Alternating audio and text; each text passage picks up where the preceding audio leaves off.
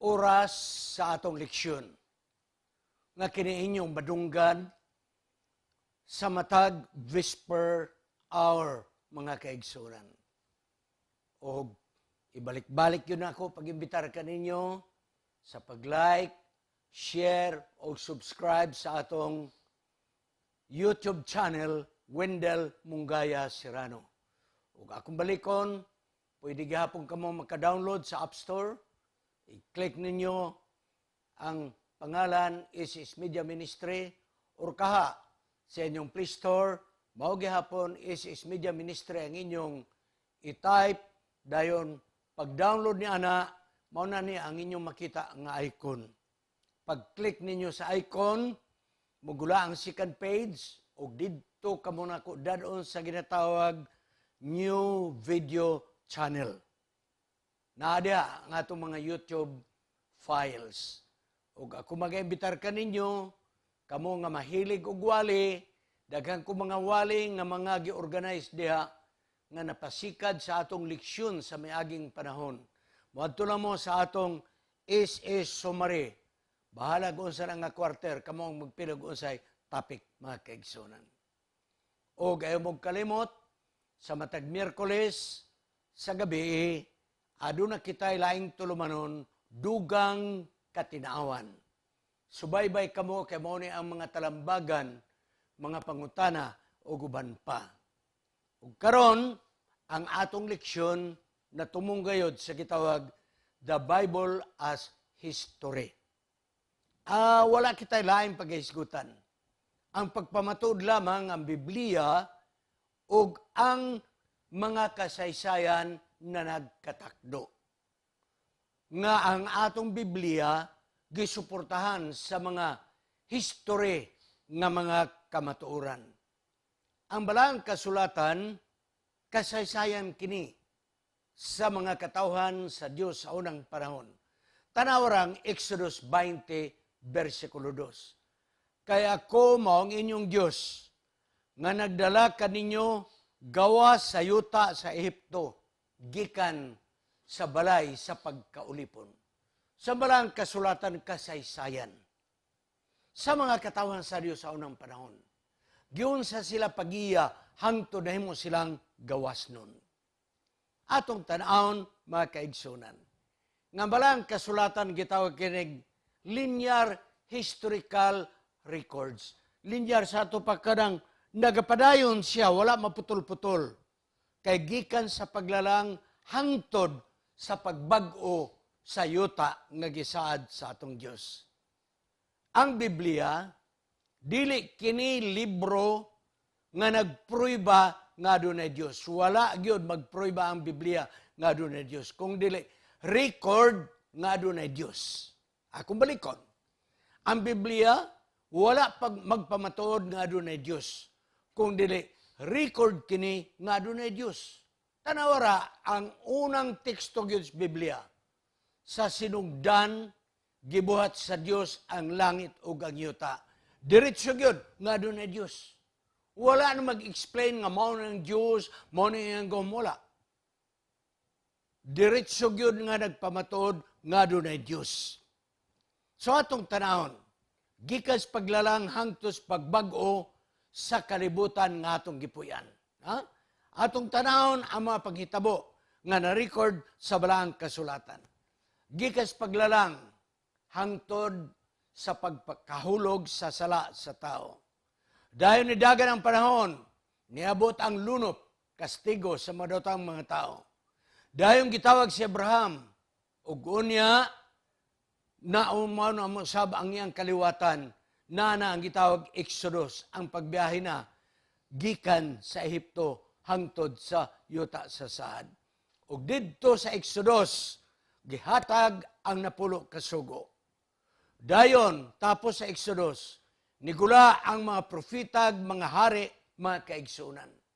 Ugikan sa mga hari, ngadto na paingon sa pagministeryo ni Ginoong. Og siya misaka sa langit, og unya narikod sa balang kasulatan, nga siya mobalik ning kalibutan na aron baghuon ang kalibutan. So mga kaigsoon mong gitawag linear. Gikas paglalang hangtod sa pagbag-o sa kalibutan nga nahulog sa pagpakasala. Ang archaeology dako og katabang mahitungod sa kredibilidad sa Biblia. Unsa man ang gitawag archaeology. Ang gitawag archaeology mao ang pagtuon sa kasaysayan sa tao sa wala pa'y sinulat nga mga record. Pinaagis pagkalot, pag-analisar sa mga butang nga nakalutan. Mao ni ang gitawag archaeology. Ang katuyuan sa archaeology mao aron atong masabtan unsang kahimtang sa tao sa unang panahon. 99% ang kasaysayan sa kalibutan wala masulat. Wala masulat. So, kining kasaysayan nga wala pa maimbento ang pagsulat, gitawag kini og prehistoric record. So, ang nakalot lang, walay mga sinulat na nakalutan. No? Nagpamatuod nga dunay na hitabo nga mga paghitabo, mga kaigsunan. Mao na ang kaimportante sa archaeology, mga kaigsunan. So karon atong tanawon nga kining pagkalot sa mga karaan nga mga butang kini naghatag og pagpamatuod nga barang kasulatan usa ka adunay kredibilidad matuuhan mga kaigsunan. Hinunoa. Dunay mga paghitabo sa balang kasulatan nga hangtod karon wa pa gyud makaluti ang mga ebidensya. No? Pananglit mga kaigsunan. Pananglit. Wa pa gyud nakakalot og asa dapit ang Sodoma ug Gomora. Wala. Pertinang daghan ang nagkalot pero di gyud niya mainsakto kung mao ba ni ang Sodoma ug Gomora. Wala pa na. Siguro wala pa itugot nga makaplagan. Kaysa nasayod. Basig sa unahan, makita-under ka na. Now, dunay pangunahuna sa mga tao. Nga kining si Hari David o si Hari Solomon, sugilanon rani. Wala gyud tinuod nga hari nga David. Walay tinuod nga hari nga Solomon, mga kaigsunan. Abi ninyo, kung inigar sa kalibutan, nga walay David ug Solomon nga mga hari, duna kini gitawag domino effect. Pag imong wad-on ang existence ni David ug ni Solomon, magtakod-takod kini nga daghan usab ang mawala, mga kaigsunan. Pag wad-on sa mga tao nga di mo tog Biblia, nga walay David, nan mga kaigsunan, kung walay David, walay siyudad sa Jerusalem, nga mao ang kapital sa ginharian. Kay na-record sa Biblia, sa ikadawang Samuel, Kapitulo 5, 6 ug 10, nga ang Jerusalem, kapital nga siyudad sa ginharian ni David. Wala si David, mga kaigsunan. Kung wala si David, wala si Solomon. Kung wala si Solomon, walay templo. Walay templo nga gitukod ni Hari Solomon. Unya na-record man sa Biblia, sa unang hari, Kapitulo 8, 17 ug 20, nga dunay templo nga gitukod ni Hari Solomon. Ha? So, mao na yung gitawag domino effect. Sunod, kung walay David, nan walay Misaya, walay Mesiyas. Kay ang Mesiyas, sumala sa unang hari, 8, 17 ug 20, ang Mesiyas gikan sa kaliwatan, sa harianon nga kaliwatan ni David. So inyo makita, dagang kung sa atong pagsulatan, dagang mapagan. Dagang mapagan. Wado nimo si David ug Solomon, daghang mapagan, walay Mesiyas, mga kaigsunan. Ug unya, kini nagpamatuod, nga archaeology, mga kaigsunan, dunay suportar may tungod sa pagkasulat sa Biblia. Pananglit, sa diha nga nakigubat si David, batok sa mga Pilistihanon. Ang Biblia nag-record sa unang Samuel 17, 1:3, nga si David didto nagkampo, mga kaigsunan, sa Ephes Damim. Nga ang Ephes Damim nas tunga-tunga sa dapit sa Suko ug Azika. Nga karon presente na ilisa ng mga ngalan. Gitawag ka og Kerbet Kiyafa. Nga dinhi, I mean to say, nagkampo si Saulo. Please, pardon me, it's not David. Nagkampo si Saulo niini nga dapit. Kay andam nga siya makigubat sa mga Pilistihanon. Ug unya, mga kaigsunan, na-discover kini pinaagi sa archaeology. Gikalot kining dapit nga ngalan karong Kerbet Kiyafa. Nga mao ang kaniadto Ephes Damim. Pagkalot na kaplagan. Nga daghang guba nga mga syudad, ilalom. Ug unya, hilabihan ang trinsira, batok sa gubat. Tingalig matingala mo, nga naman nga nailaw man ang maong mga syudad. Mao po nga akong pangutana, nga nung nawala man ni, nag-explain sa ako, sa amo, sa pagturna mo sa Jerusalem, ang Bible scholar na gingon. Ang batasan sa unang panahon, kung sulungon ang usa kadapit og mapildi, gubon ang mga syudad, gubon.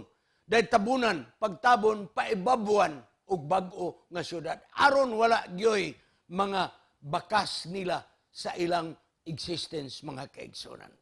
So, ang gitukod ni Saulo nga mga trinsira sa gubat nakalutan, mga kaigsunan, sa dapit karong nga gitawag og Kerbet Kiyafa nga kaniadto mo ng Ephes Damim, mga kaigsunan. Sunod, kasagaran gayod sa mga Hebrehanon.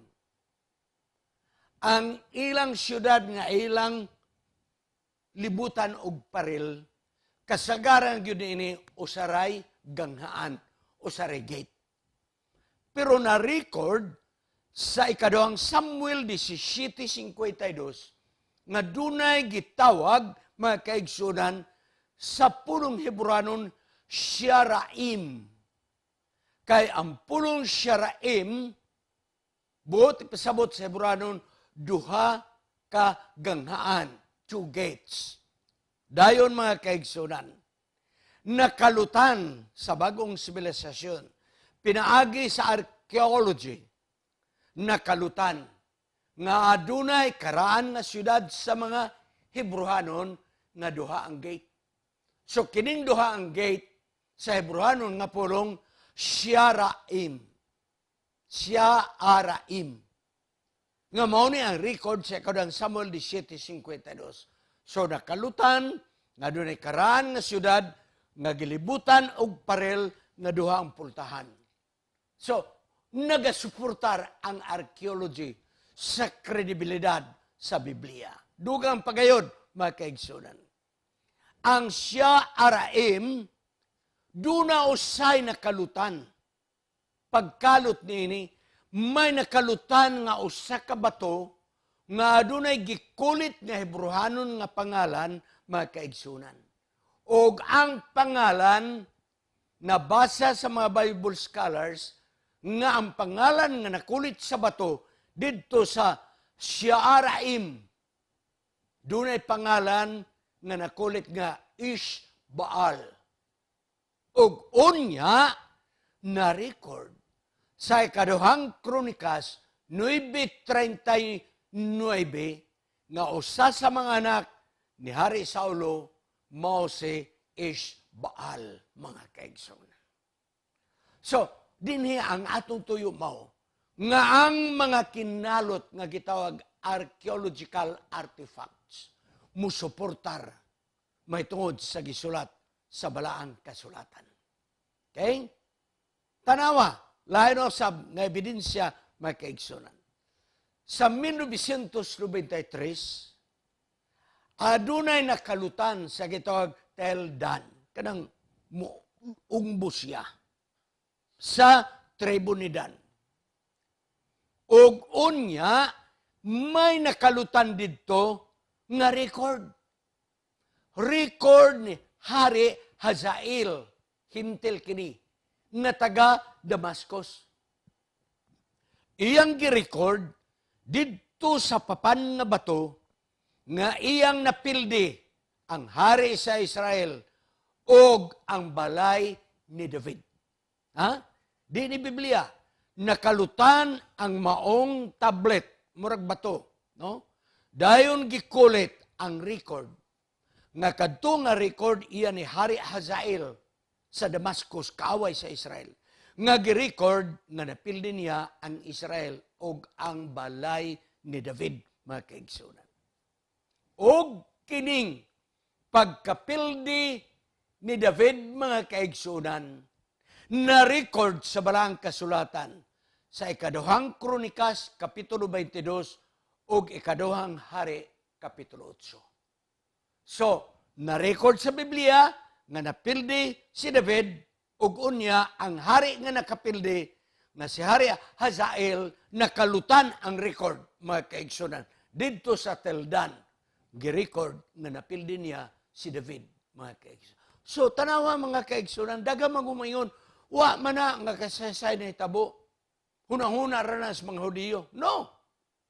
Og ato na sa tanahon, si Manararing Isayas, nga nag-record siyang sinulat sa panahon ni Hari Hezekiah nga giatake ang Huda sa ginharian sa Assyria nga ang hari mao si Sennacherib.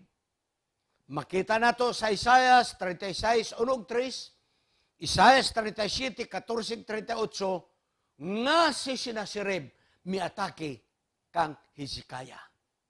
Tanawa ang record sa Nineveh o Nineveh.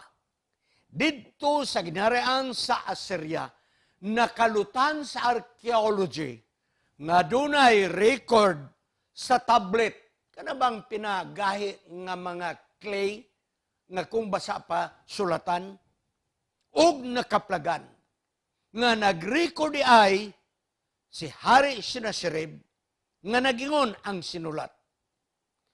46 ka mga dapit nga giparil ni Hari Hezekiah ug ubang panggagmay nga mga dapit nga akong nailog ug akong gidaog. You see? So, imong makita nga si Isaias nga gi-record ang pag-atake ni Sennacherib makaplagan usab sa clay tablet nga nakalot sa archaeology didto sa Nineveh sa Assyria nga nag-record usab didto si Hari Sennacherib nga iyang gipildi si Hari Hezekiah. Dugang pa, mga kaigsunan. Didto sa siyudad sa Lachish, sa Hudia nga kingdom, nagsilibrar didto si Hari Sennacherib. Sayang kadaugan batok kang Hezekiah. Nganong dito man sa Lachish? Ha? Ngano man? Og nakaplagan mga kaigsunan nga ang archaeology nga nagkalot sa siyudad sa Lachish nga na sa kingdom sa Huda o Israel karon. Nakaplagan nga didto nagkalot ang ilabiang kadaghan nga mga gambalay nga mga simento nga nangatumpag nga gisunog. Kay di ay human sa selebrasyon ni Hari Sennacherib gisunog ang Lachish, mga kaigsunan. Dugang pagayod, mga kaigsunan. Ngano man nga wala may record ni Isaias nga ang Jerusalem na ilog ni Sennacherib. Ug ngano usab nga si Hari Sinaserib, wa apoy record nga iyang nakuha ang Jerusalem. Nganong Lakish raman? Mga kaigsunan, ang kamaturan mo, gitagna na ni manalag na Isayas 37, versikulo 33 pangos 35, nga ang pag-ampo ni Hezekiah gitubag sa Dios nga proteksyonan ang nasod sa Jerusalem. Busa na ilog ang ubang dapit, apan wala gitugot sa Dios nga ang kapital nga siyudad sa Jerusalem mailog ni Hari Sinaserib. Igsoon, grabe ang record sa balang kasulatan. Ang pasalig nga nagingon, proteksyonan ko ang siyudad sa Jerusalem. Og na tinuod.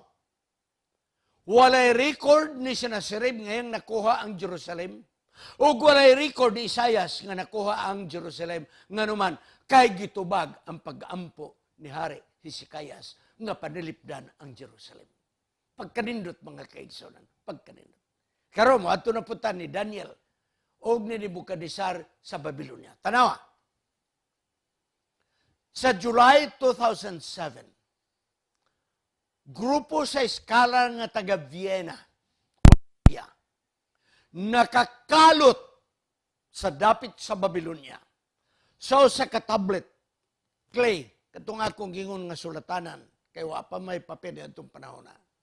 Ugon niya, didto gayud, nakaplagan ang usa ka tablet nga clay, nga may nasulat nga pangalan, nga ang pangalan gitawag og Nabushar-Sikim. Nabushar-Sikim. Batayin ninyo ha, dili ni Biblia. Tablet ni nga clay. O kining pangalan nga Nabushar-Sikim na record sa sinulat ni manalag na Jeremias 39, versikulo 3, nga nagingon nga si Nabushar-Sikim usa ka taas nga opisyal sa Babylon.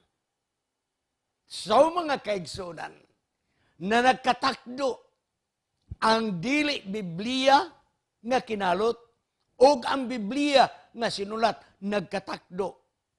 Kay kining nakalot nga Nabushar-Sikim sa clay tablet didto nakalot sa Babylonia mga kaigsunan.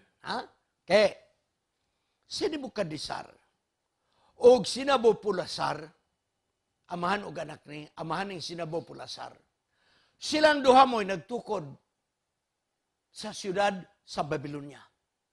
Niadtong panahon na mo pinakasikat nga siyudad. Og nagingon ang record, kasaysayan, dili na sa Biblia, ngang siyudad sa Babylonia, adunay 300 ka mga templo sa ilang mga Diyos-Diyos. Og ang paril, ilabihang kabaga, ang gitason 22 ka mga ruler ang gitason, og ang gibag-on, adunay 12 ka mga ruler ang gibag-on. Og kining maong siyudad sa Babylonia, nga giparil, adunay 8 ka mga ganghaan. Og ang labing pinakailado nga ganghaan gitawag Ishtar Gate, panungod sa ilang Diyos. Ishtar Gate. Og ang Ishtar Gate nakalutan sa mga German nga archaeologist, mga kaigsunan, og sa pagkalot nila sa Ishtar Gate sa siyudad sa Babylonia, ilang nakaplagan nga ang dalan paingo sa Ishtar Gate adunay 120 ka mga estatwa sa mga layon. Unsa may significance ani? Unsa may kahinungdanon ini? Ang gate sa Ishtar, mga kaigsunan, adunay pagsulod ni musgangaan sa Ishtar Gate, adunay 120 ka mga estatwa nga layon. Unsa may dakong importansya nini. May importansya igsoon. Nga naman, sa damgo ni Daniel, Daniel 7, versikulo 4, ang Babylonia nagsimbolo sa layon nga adunay pako. So mga kaigsunan imo makita, nga ang archaeology nagpamatuod, nga hilig yun ang Babylonia o layon, simbolo sa ilang gahom. Sa diha nga gipakitaan sa Dios, si Daniel sa pananaon, ang gipakita kaniya nga ang Babylonia nagsimbolo sa layon nga dunay mga pako. Karon, dili na ta sa archaeology. Diri na ta sa sinulat nga history. Kanang nasulat na. Okay? Kanang sa papel na, sa mga panit sa mananap, panit na sa baka, mga kaigsoon, panit sa kahoy. Tanawan ninyo, mga kaigsoon. May tungod kang Ginusos, gitawag historical Jesus. Ambot ipasabot ang iyang kasaysayan, ang iyang binuhatan. Tanawan ninyo. Si Josephus, usa ni ka saserdote. Ugon niya, nagtipon siya og ang mga tao misukol batok sa gahom sa Roma. Kay nailalo man ang Israel sa gahom sa Roma. Apan napildi si Josephus. Pagkapildi ni Josephus, mibaliktad siya. Mipailalom siya sa gahom sa Roma. Unya kay si Josephus, maalam man nga tao. Busa si Josephus, gikuha sa Roman government nga usa siya ka-opisyal nga historian. Historian sa Jewish nga kasaysayan. Pwerte no? So karon si Josephus, gi-appoint na nga siya mo'y magsulat sa kasaysayan sa mga Hudyo. Ug unya si Josephus, siyang sinulat, nakalakbit siya og saysay, nga adunay saserdote nga nganlan og si Caiaphas. So ato na balance balang kasulatan nga kining si Caiaphas o si Caiaphas mao ni ang labawng saserdote nga nagperhisyo kang Ginusos sa hukmanan, mga kaigsunan. So na-record nga dili bana-bana si Caiaphas di ni sugilanon. Na-record sa sinulat ni Josephus nga si Caiaphas usa ka labawng saserdote. O ang Biblia nagingon nga si Caiaphas mao ang dakong nagperwisyo, manglulutos, nag-akusar kang Ginusos sa Sanhedrin, mga kaigsunan. Okay? Unsa pa gyud? Niadtong 1990 nakaplagan ang pansyon didto sa south sa Jerusalem. O didto sa pansyon, mga kaigsunan, may karaan nga mga salapi. May karaan usab nga mga kulon. Nga gikunta kini sa maalam nga mga tao, nga kadto nga mga kulon, kadto nga salapi, ang iyang panuigunas tunga-tunga sa unang siglo sa kasaysayan sa kalibutan. Na unang siglo sa ito pa, kung AD 100, na siya sa AD 50, gikan sa 1 paingos 50, na ang paghitabo nini. Okay? Now karon, unsa man ang nakaplagan nining mong pansyon, ay nakaplagan nga adunay kahon sa mga bukog. Ug ang kahon sa mga bukog, adunay sinulat, gikulit sa kahon, nga ang pangalan, Joseph, anak ni Caiaphas. Mga kaigsunan, imong makita na si Caiaphas na usab, nakita na usab sa kinalot. Ug nagtuong mga Bible scholars nga kadto nga pansyon, pamilya kadto ni Caiaphas. So naay nakaplagan nga kahon sa mga bukog sa pansyon, nga ang kinulit gingalan Joseph, anak ni Caiaphas, mga kaigsoon. So si Caiaphas dili estranyo. Naagyod sa history, mga kaigsunan. Okay? Sunod, si Tacitus, di na ni Hudyo, historian nga Romanhon, ug si Tacitus nga historian nga Romanhon, between, mga kaigsunan, 1 paingon sa 50 AD, nakaplagan na si Tacitus nagsulat sa iyang libro sa kasaysayan nga nag-ingon, si Jesus namatay o gipatay sa panahon ni Pontius Pilato, mga kaigsunan. Ha? So niya, history na yun ni. History. Nagingon ang kasaysayan nga sinulat ni Tacitus, nga usa ka Roman nga historian, nga sa iyang sinulat na gingon, si Jesus gipatay, pinaagi sa kapanahunan ni Pontius Pilato didto sa iyang pagdumala sa dapit sa Tiberias, mga kaigsoon. So akong balikon, ang atong leksyon karon nagpamatuod sa kredibilidad sa balaang kasulatan.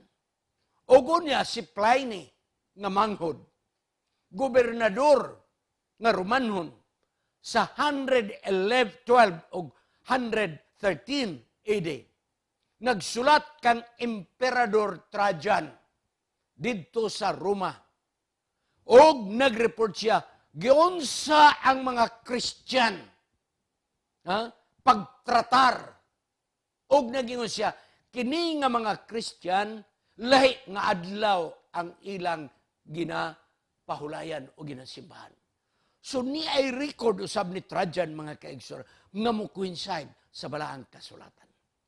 Og ako mag-ingong kaninyo, nga ang archaeology, ang gitawag extra-biblical sources, katong dili Biblia nga sinulat, katong mga history, nagatudlo nga si Ginoong Hesus ginasimba sa mga sumusunod nga mo sulod na sa 50 ka mga tuig gikan siyang pagkamatay.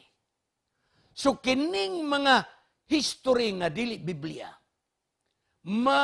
dunay mga sinulat nga si Ginoong Hesus ginasimba siyang mga sumusunod gikan siyang pagkamatay ni dagan og 50 ka mga tuig ang record sa history, mga kaigsunan. Nga si Ginoong Hesus ginasimba. Yes, kung unsa ang na-record sa gitawag extra-biblical records. Nagapakita, mga kaigsunan, nga ang sinulat ni Mateo, ni Marcos, ni Lucas ug ni Juan na nagkatakdo ang mga paghitabo nga nasulat sa kinabuhi ni Ginoong Hesus, nga nasulat sa kinabuhi sa mga Kristiyanon, gisuportahan sa extra-biblical nga mga sinulat. Igsoon, kining ato, dili lang nga igot ta mo tuo. Kaya na may mga tao mingon bitaw, no? Kanindot sa Biblia. Na mga tao mingon, kanindot sa Biblia. Dili lang kutob diha ta sa pagtuo. Nga sige ni Hesus, dinhin ning kalibutan. Dili ra kita kutob. Ang atong pagtuo dili lamang sa atong nauna. It's not only a mere mental assent. Kanang nito lang bitaw ka? No. Bakante ka na, mura na siyang vacuum. Kinahanglan, mga kaigsunan, ang atong pagtuo kang Ginoong Hesus. Inuban na nato sa atong pagbuhat. Ang atong pagtuo kinahanglan, pagtuo nga nagabuhat. Pagtuo nga nagaalagad. Pagtuo nga nagatuman sa kabubuto sa atong Ginoo. Pagtuo nga siya nagmatinumanon sa mga kasuguan ni Ginoong Hesus. Tanaw na to unsa ang atong influensya. Kay mga Kristohanon man ta nga atong pagtuo nagalihok. Ang atong pagtuo nagatuman. Ang atong pagtuo masinulondon. Ang atong pagtuo nagmalahutayon. Ni ay nakapalibog nga teksto sa balaang kasulatan sa mga Bible scholars. Ngano nga ang hari nga taga-Babilonia may espesyal man nga pagtagad, pagtratar kang hari Jehoiachin. Tanawan ninyo. Jeremias 52, 32 ug 33. Og misulti siya, kining akong gibutangan ako og bracket, si Abel Marduk. Og misulti si Abel Marduk sa maluluyon nga pagtagad kang Jehoiachin. Nga gikan sa tanang mga hari nga nagabihag sa Babylonia. og ang iyang biste giilisa niya. Og unya si Hari Jehoiachin nagpadayon sa pagkaon sa lamisa sa hari, mga kaigsunan. Buti pasabot ning nga teksto nga nakalibog sa mga Bible scholars ngano nga sa tanang nabilanggo nga hari. Kini si Abel-Marduk nga hari sa Babylonia. Nganong may special man nga pagtratar niya kang Hari Jehoiachin. Wa na pasinina og sinina sa pineriso. Wala. Ug unya wa na siya pagkanas pagkaon sa mga pineriso. Kada pagkaon si Hari Jehoiachin nga bihag nga hari gikan sa Huda o Israel. Nabihag sa Babylonia. Wa na magkaon sa pagkaon sa binilanggo. Na siya nagkananan sa lamisa sa hari, mga kaigsunan, pagka-espesyal ba yun? Wa yun na masulbad sa Bible scholars. Hangtod, mga kaigsunan. Adunay nakaplagan sa Bible scholars nga dugay na nga gi-display dito sa museum sa Istanbul. O kini nga artifacts nga nakalot sa archaeologist, wa ni matagig pagtagad until nga Bible scholars nakaadto dito og nakaplagan sa usa ka artifact nga gitawag Istanbul Prism nga naa sa Turkey. Listahan kini igsoon sa 50 ka mga opisyalis nga nag-alagad kang hari ni Nebukadnezar hangtod sa unahan. Tanawan ninyo mga kaigsoon. Ngalan, katungdanan, ug referensya sa Biblia. Hinumdumi ha, kining Istanbul Prism, dili ni Biblia. Record ni sa mga taga-Babylonia. Okay, mga kaigsonan. Okay? Okay. Adunay na record sa Istanbul Prism nga ang pangalan Hanuno. Na hinumduma ba ninyo nga ang bihag ng mga Hudyo gipang-ilisan og ngalan sa Babylonia? Shadrach, Meshach, Abednego, di man mo ilang pangalan. Si Daniel, di man ang pangalan. Pareha ba bitaw karon sa mga Pilipino? Ha? Kining ato mga Pilipino nga kadtog Amerika, gipang-ilisan nila ang ngalan. Well, ila man ang pribiliyo. Oh. Nahingalan nga medyo karang, gilasag Steve. Oh. Nayusa karaan nga ngalan, ginganlan niyag Haynes. Nayusa ngalan karaan, ginganlan niyag Ace. Ano bitaw pa social. So ang pangalan nga na-record sa Istanbul Prism, records taga Babylonia, Hanuno. Ug ang iyang trabaho sa Babylonia, hipi sa mga negosyante. Sa ato pa, ha? Unsa man ni siya? Siya mao'y dako sa kustom. O kining Hanuno, nga Babylonianhon nga pangalan, na-record sa Biblia sa Daniel 1:6 ug 7, ug Daniel 19:2 ug 17, nga ang pangalan sa Biblia mao si Hananaya. Hananaya, mga kaigsunan. Ha? Okay. Sunod, may lain nga ngalan sa 50, nagpili lang taglima nga nasa records Biblia. May pangalan nga Mushalim Marduk. Ug ang iyang trabaho, siya mo'y nagatanaw sa mga ulipon nga mga babae. In charge sa mga ulipon nga babae. Mushalim Marduk.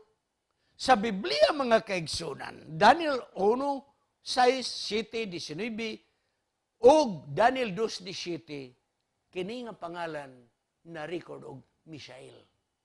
Ha? Dito sa listahan sa Istanbul Prism, Mushalim Marduk. Mao din ni si Mishael, mga kaigsunan. Sunod, Ardinabo. Ang trabaho ni Ardinabo, siya mo'y sekretary sa prinsipe. Dinitani ha? Sekretary sa prinsipe. O ang Biblia nag-record kang Ardinabo as Abednego. Daniel 1:7, Daniel 2:49, Daniel 3:12-30, Abednego. Kinsa man si Abednego nga si Abednego, mga kaigsunan, sekretary sa prinsipe, anak sa hari. Karon mga kaigsunan. Napailain. Adunay kaupat nga na-record sa Babylonian nga record, Nabuzaredinam, nga ngayang trabaho, siya maoy chief sa nagbantay sa hari, PSG, mga kaigsoon. Sa Biblia, mo kini siya si Nabuzaradan, Jeremias 41. Okay. Lima rin atong pikapon, ha? Nilgar Sharusor. Ang iyang trabaho, taas nga opisyal. Og ang Biblia, nag-record, Jeremias 39, versikulo 3. Nergal Sharusor. Nganong ako nang giskutan? Ani mga kaigsonan. Interesante day kayo. Ha? Kay kini si Abednego, nga mo sa Abednego. Siya'y sekretary ni atong prinsipe pa si Abel Marduk. Prinsipe pa si Abel Marduk. Ugon niya si Abel Marduk nga prinsipe, nahimo nga hari sa Babylonia.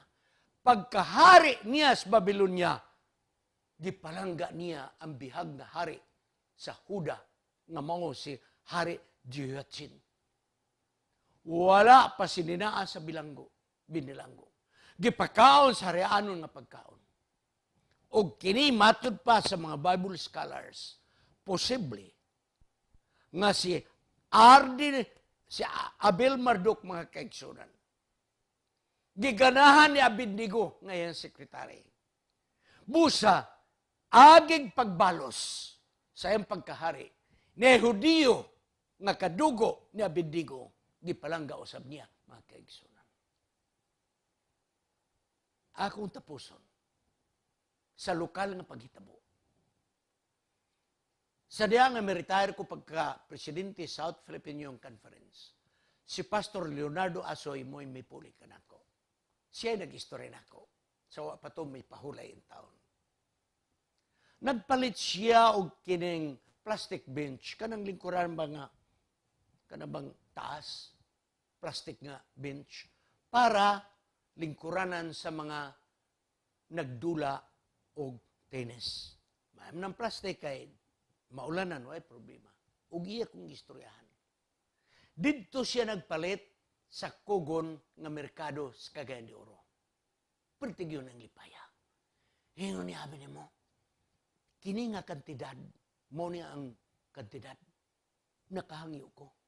Nga naman, sa katungiyang presyo, ang tagiya insik, ako nginan nga, pangyo alam ko, kay total, di man ni personal na ako. Ningon na siya, para sa ni sir, ay, tennis court man ni sa mga Adventist bitaw South Philippine Union Conference. Sa Adventist day ka? Sao? Gitawag niya ang babae. Dali ragod, cashier. Ingon sa mga insik, nakaila ka ani nga pastor? Ingon ang babae, Pastor Asoy na. Mauna, kamo ba nga mga Adventista mo, usay maghilom-hilom ra bitaw mo, bisag nakakita na mo na mo. Dayon ni balukag sa ingon sa insik nga tagiyas tinahan. Ingon na pastor, pahangyoon ta ka og dako. Kada lingkuranan 700 pesos ang akong ipahangyo kanimo. Agig balos kini nako. Nga kung panahon nga kami mo biyahe, mo bakasyon, mo adtog China. Di ko mabalaka, kay na ako'y masaligan ng akong cashier. Kining cashier, Adventist ni kauban nimo. Wala ko'y laing gipyalan o ako dire kinira siya. Kay kung siya ang magunit sa salapi nga halin sa akong tindahan, wa gimawala bisag usa kadako. Masaligan gyud nako siya. Busa pastor, kada lingkuranan, pahangyoon ta ka og 700 pesos. Sa kalipay na ako, nga nakakita ako, cashier, nga masaligan, og kini siya Adventist nga imong kaubanan. Mga kaigsuonan, usang nga kalipay nato bitaw kanang naatay positibo nga impluensya. Ang ako ba, og naghilom ang insik, nga di yun tapangyoon kay ang cashier nga Adventista, tikasan, mga kaigsunan. Muna ako nabalakan. Igsoon, si Hari Jehoiachin, gipalangga ni Hari Abel Marduk, tungod kay ngiyang sekretary kanadto, sa diha nga siya usapak ka prinsipe, ang iyang sekretary nga sa Abednego, nga Hudiyo, mga kaigsunan, nga kaubanan ni Hari Jehoiachin, dako ang iyang utang kabubuton, masaligan si Abednego, mga kaigsunan, gibalusan niyang hari.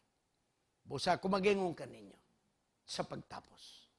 Unsa nga influensya ang inyong gihatag sa inyong mga kaubanan sa opisina? Unsa nga influensya ang inyong gihatag sa inyong mga gikahibalag sa inyong negosyo? Unsa nga influensya ang inyong gikahatag sa inyong eskwelahan? Nakahatag ba kamo og maayong influensya mahitungod kang Ginoong Hesus nga atong gialagaran? Ibilin kini nako nga mga panghuna-una. Nga unta ang matagos sa kanato. Ang matagos sa kanato, positibo ang atong influensya nga kita sumusunod ni Ginoong Hesus. Magampo kita sa pagtapos. Salamat to Dios sa mga pulong nga among natunan. Nga dili ikaglimod, nga kasaysayan sa balang kasulatan na suportahan sa daghang mga ebidensya sa kasaysayan sa kalibutan. Ug si Jesus nga among gilagaran, adunay dakong influensya sa among kinabuhi. Ug unya sa among pagkinabuhi, makahatag usab kami og positibo nga influensya nga mga tawo nga among kikahibalag, makaila kang Jesus nga siya mo'y bugtong nga manluluwas. Kining tanan among pagadawaton sa ngalan ni Ginoong Hesus manluluwas. Amen.